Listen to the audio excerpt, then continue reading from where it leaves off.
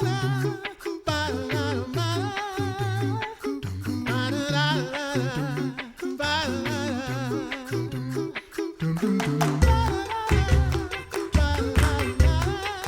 listening to The Coffee Hour. I'm Andy Bates. I'm Sarah Gulseth. I am so excited because we get to talk with one of our international friends today. I know. I love these. I love talking to international friends. Thank you to Concordia University, Wisconsin for supporting The Coffee Hour. Find out more about Concordia University, Wisconsin at cuw.edu. Live uncommon. Joining us today is the Reverend Jerry Lawson. He serves the Lord in Russia as a theological educator. Pastor Lawson, thanks so much for being our guest. Thank you for inviting me. So tell us about the community where you serve in Russia. Enlighten us about where you've been given to serve. I serve in St. Petersburg, Russia. This is actually the historic area of Lutheranism. In Russia, prior to the revolution, there were actually millions of Lutherans across the country. And St. Petersburg had been a very large center for Lutheranism. And so I serve with the Evangelical Church, Lutheran Church here in Russia, teaching at their seminary. Tell us about the community of Lutherans that are there. There's this area, we're close to the Finnish border, so this area of Russia tends to have ethnic Finns, referred to as Ingrians or as Karelians, and they've been here at least since 1611, when this area was originally held by the Swedish, by the Swedes. And this is so there's a long tradition of Lutheranism here up until the Revolution, and I serve with them in particular to rebuild or help to restore churches that had disappeared during the Soviet period. So a lot of the people I serve serve with are new Christians, or they may have a family tradition of Lutheranism in the past, and they're coming back to the church. A lot of the pastors here who come to serve are quite young. I'm amazed at the number of youth that come to the church and are looking to reestablish family traditions and ideas that were held. Tell us more about how you have learned about the culture and the community. What's the culture like? What's the community like? Paint that picture for us, especially for those of us listening stateside. Mm-hmm. It's I had done some Russian history in my undergraduate work, and you learn about the basics of the history of Russia under the Tsars and then moving in. And so I'd always had this kind of idea of Russian culture, or just Russian, what we typically think of Russia.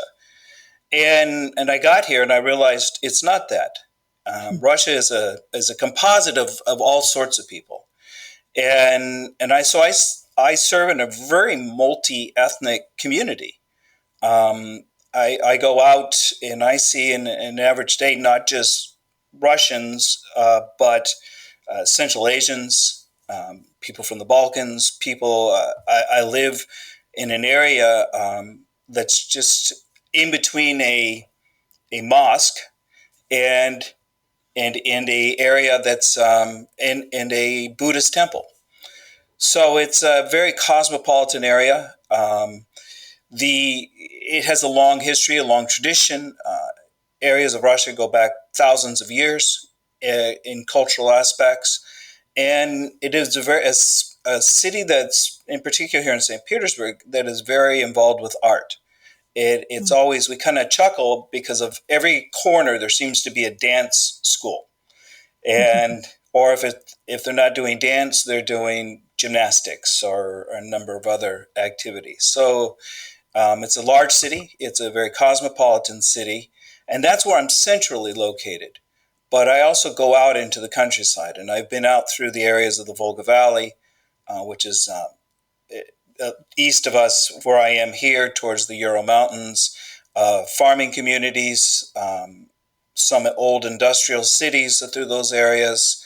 And I've gone north of here into Karelia, which is, again, woodland forests, and heading up towards the Arctic Circle. So it's a wide wide group of people that I work with. Mm-hmm. How does all of the multicultural, all of that multiculturalism, how does that affect your theological education, the work that you do? As in there's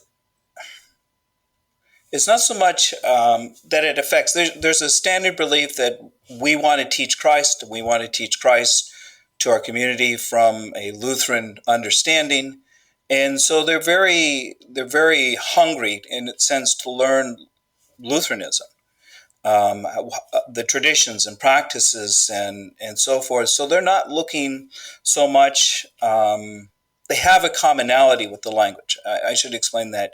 They may have their own language, but 99% of them speak Russian on top of that. So you have that common language there, and then that common desire to learn, and to improve in their knowledge base. Are you teaching? So, are these students at a seminary that are preparing to become pastors? Are these the students you Yeah, teach? there's a mixture of students. Predominantly, it is students who are pastors studying to be pastors. I teach kind of in two areas: Lutheran theology and some pastoral study skills. But also, there are also other church workers that go through. Musicians, organists are coming through and studying theology. Um, Deaconesses who go out and serve in the communities are also there studying. So it's not just pastors, but church workers in general, all pretty much go through the same type of theological education.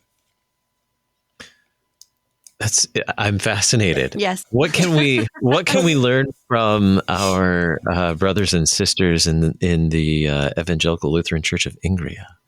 Oh, that's fascinating. What do you think we can learn from them?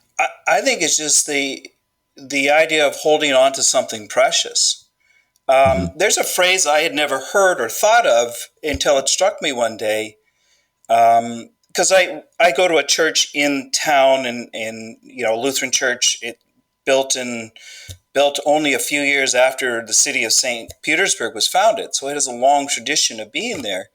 And there's a lot of young people who come to this particular church. It's called St. Anne's. Mm-hmm. And in conversations with them, when they're asked, "Have you been baptized?" they'll make this phrase like, "I don't know. My grandmother isn't alive anymore." Hmm. And what it goes back to is during the Soviet period, the grandmothers would keep the faith alive in the house by baptizing the children.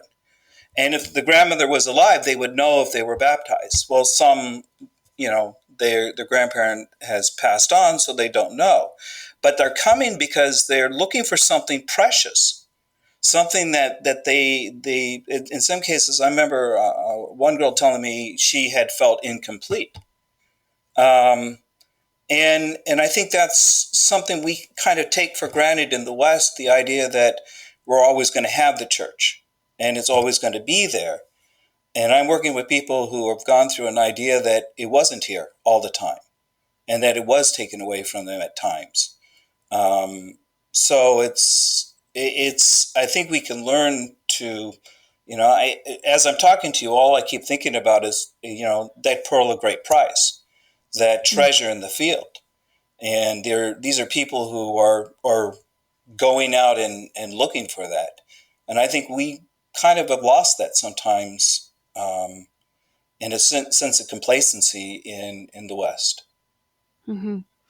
Tell us more about these young people. That's such a fascinating thing, that we're so far removed from that in our American Lutheranism, like you're talking about. Tell us more about these young people that you come in contact with, who are searching for this truth. Who are these young people? They come from a variety of different areas. Here in St. Petersburg, there's a lot of transition and changes going on in Russia, and a lot of different things. People are coming for work to the city. There's a lot of growth here. When you drive around the outside of the city, there's these massive apartment blocks going up. So there's a lot of growth and a lot of things coming here, and they're they're looking. They're asking questions, and I think that's a real big different cultural thing here. As I find, is they're always asking questions about why. What is my what is this thing about faith all about? It's not uncommon here culturally for them to pick up a book and read something that just so they could understand something. Um, I've helped them, and we've offered classes in confirmation classes in English, because they want to come learn about Christ, but at the same time they want to practice their English. And they do it because they have this need to be challenged, but they want to know more than just, they just don't take it for granted. I guess is the best way to describe it. So this is kind of the cultural thing that's going on. They're to me, it looks like they're filling in gaps that they're missing. They just don't settle for something, and they're going to go out and look for it. Well, we have more to learn about from the Reverend Jerry Lawson, who's serving the Lord in Russia. We're going to learn more about the ways he's been given to serve and the people he gets to serve there as well. You're listening to The Coffee Hour. I'm Andy Bates. I'm Sarah Golseth.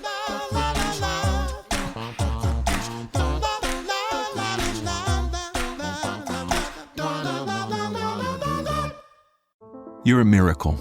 You know that, right? A living, breathing, one-of-a-kind miracle.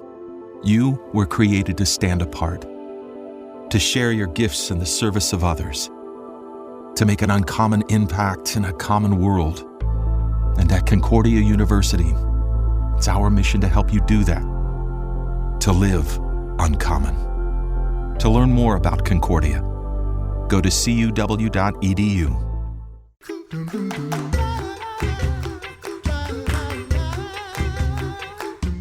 Welcome back to The Coffee Hour. I'm Andy Bates. I'm Sarah Golseth. Today we're talking with the Reverend Jerry Lawson. He serves the Lord in Russia as a theological educator with the Evangelical Lutheran Church of Ingria in Russia. I don't know any Russian, so this is fascinating to me to learn more about the people he's serving. And tell us about the language. You mentioned that people might be coming from different language backgrounds, the people that you're serving. Tell us about, did you have a background in Russian language before serving in Russia? Actually, no. I studied, French, so I didn't have, and the languages at seminary. So Russian was a pretty new experience for me. I always hear when I was on my way here, and guys I had gone to some with would say, well, I hear Cyrillic is pretty easy to read, because it uses Greek.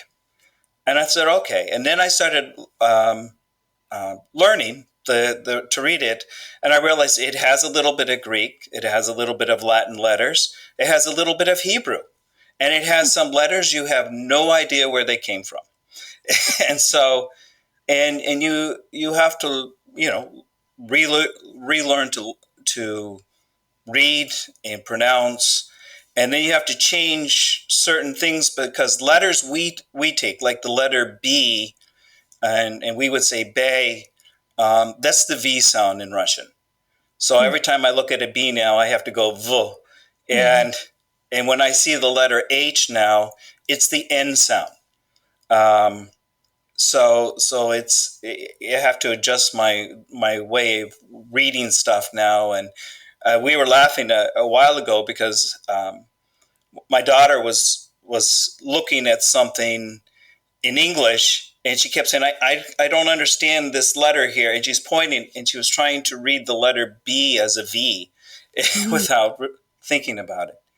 But as you learn the language, they don't have syntax like we would have syntax. There's no articles, so you don't say in the car. It's on car, and it could be car on, or so because the order is not so necessarily important. It's the ending that's important. And I should admit, I'm by far not the best I still work through, and I still work with learning the language. But then one thing I've learned, especially with instruction, is cultural things. As far as every culture has commonalities that we all associate with, and things that we would not necessarily all know, but we would have some common things.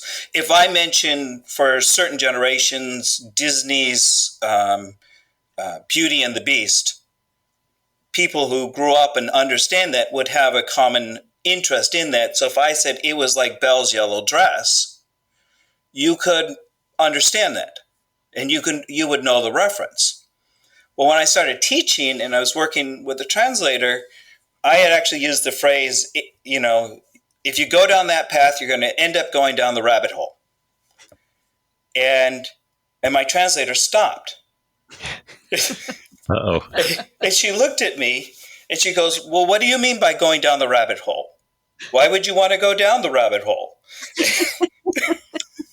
Legitimate question. and then I had this, it struck me that, that they don't have that reference of Alice in Wonderland. Now they know the story, but there's no reference of using down the rabbit hole as a reference culturally. So I have to adjust the way I perceive certain things.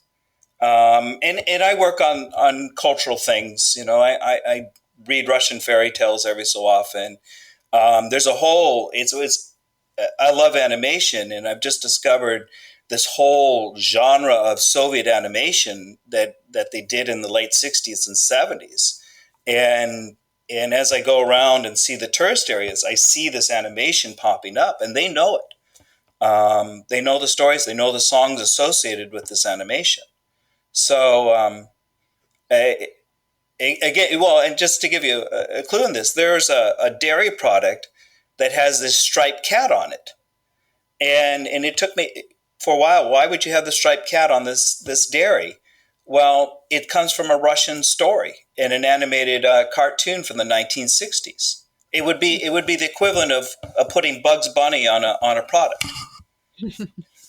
And now I so I have to learn those clues, I guess, those cultural clues. Mm-hmm.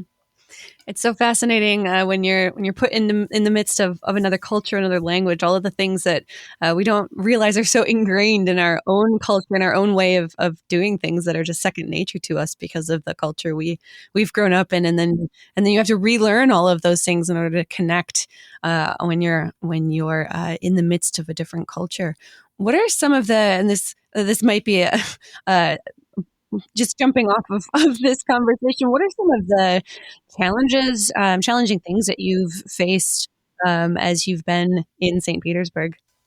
Well, imagine going to the grocery store and only being able to read about 2 or 3 products. So we did a lot of experimentation our first few months. And then as we learned to read and working and that, now we can go in the grocery store and find stuff. But I'll have to tell you, there were a few things we picked up that I don't think we'll ever pick up again and try. But so we went through that type of stuff. There's cultural things here, clues and stuff that you don't really think about. We don't have a car, so we're always traveling public transport. They've got buses, electric buses, trolleys, metro system. So they have all sorts, and these marshrutkas, which are these kind of small buses, like a taxi. They only stop if you wave your hand. And then they don't stop until you push a button or you tell them, I want to get off here.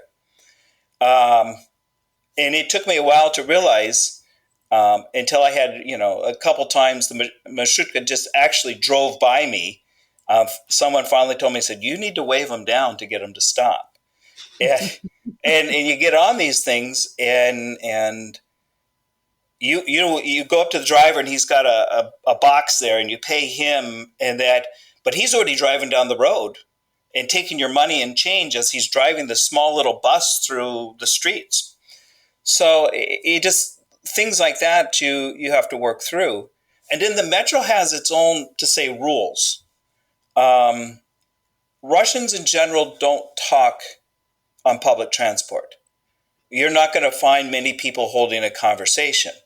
So if you're holding a conversation with someone on the metro or on a bus or something like that, you stand out. And so that took us a while to do that. My son learned the hard way that if an older lady walks onto the metro, you give up your seat. There's no questions about it. Because if you don't give up your seat, she will let you know that you need to get up and give up your seat.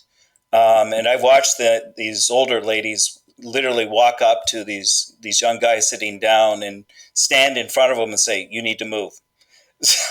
So these kind of nuanced things that you just have to get, I guess, trial and error, make the mistakes, and you learn. Okay, we'll go through. And you. I know over the last year, all of us have faced challenges with the pandemic. In your service there, how has the pandemic impacted your service and theological education? When it first started, we went through shutdowns a year ago. It would be March, April, May. We were closed for about 6 weeks, and then they started allowing certain things to open. We went, but we haven't had as serious as lockdowns as other places in Europe have, and some places in the States. So I was able to still go out and meet and visit people. With limitations, you have to wear masks in public transport when you go into grocery stores. But restaurants have been opened and have been opening since last August, September. So things were coming back quicker here, and that enabled me to go out and do, and hasn't really hindered me as much. I've been able to teach. A few weeks I was online teaching through Zoom, but as soon as the requirements by the government said you could go back, we were back in the classroom. I feel somewhat blessed, in the sense that I can still go to Starbucks and get a coffee if I need to. So we haven't been that limited in what we can do. And I look at it as a blessing, because I couldn't imagine what I would have been doing if I had to just spend the whole last year in my apartment and only going out for groceries. I think it would have taken a harder toll on us. Mm-hmm. How have you seen the Lord working through your situation, the people around you, the people that you work with in your teaching? How have you seen the Lord working through all of these things to help share the good news of Christ as you're working? It comes back to what I was saying about this curiosity or this desire to learn. There is a cultural tendency that when things are bad, it's accepted that that's the way it is. So they'll look at things and say, well, the Lord wills it, so we're going, but we'll keep moving. And people are always curious, and they have this desire to learn. A lot of times that I think I say the last year has really brought a lot of people to think about who they are and what they're doing, and I see people now coming into the church to find out more, and it's, I'm not sure the right words I'm to come up with, but I see this as a blessing in disguise, you could say. It's been more helpful at times sharing the gospel than as opposed to being a hindrance. How can we're just about out of time. How can we keep up with your story as a theological educator with the Evangelical Lutheran Church of Ingria? I have, I do put out a newsletter. I think you can get my information, through the Office of International Mission if you're interested to receive it. I am on social media. I do have a page, Ministry to Russia, where I put up things that are going on with the Russian churches, Russian Lutheran churches around the region, different programs that they're doing, and I just have it on Facebook and Instagram as Ministry to Russia. And like I said, if people are interested, I'm sure they can get the information through the Office of International Mission. Very good, very good. Our guest today, the Reverend Jerry Lawson, serving the Lord in Russia, theological educator at the Evangelical Lutheran Church of Ingria. Thank you so much for being our guest on the Coffee Hour today. Thank you. You've been listening to the Coffee Hour. I'm Andy Bates. I'm Sarah Gulseth.